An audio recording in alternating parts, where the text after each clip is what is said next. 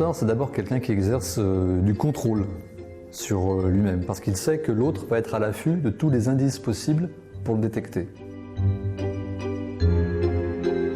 C'est vrai que quand le regard va en bas, on est dans ce qu'on appelle une espèce de dialogue intérieur.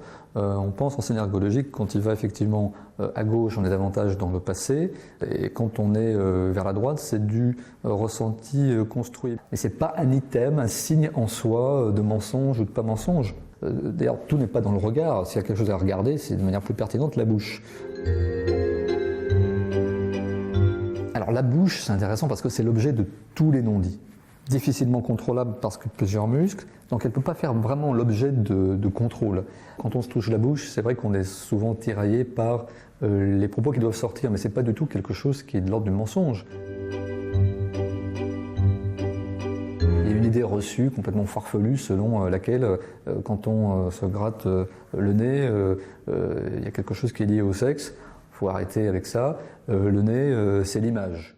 Il y a 12 façons de se gratter le nez, selon que c'est l'image, mon image, l'image de l'autre, l'intérêt qu'on éprouve pour quelque chose, etc., etc. Quand on ment, ça mobilise tellement l'énergie et l'attention, naturellement, ça va avoir un impact sur les mouvements de main. Au lieu que les deux mains soient participatives, peut-être la main de la spontanéité, la main gauche sera moins présente. Donc il faut voir comment ce contrôle va s'exercer.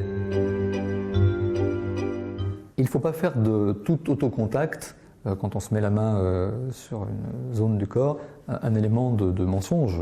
Il faut regarder la catégorie gestuelle. Est-ce que je suis en train de me gratter, gère une tension? Est-ce que j'attire l'attention de l'autre sur cette partie-là?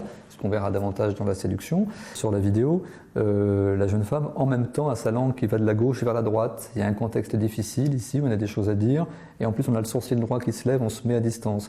Donc vous voyez, il faut aller voir un faisceau d'items qui va nous renseigner sur ce qui se passe réellement. Dans le mensonge, c'est complexe. En fait, il n'y a pas qu'un signe qui est vraiment révélateur du mensonge.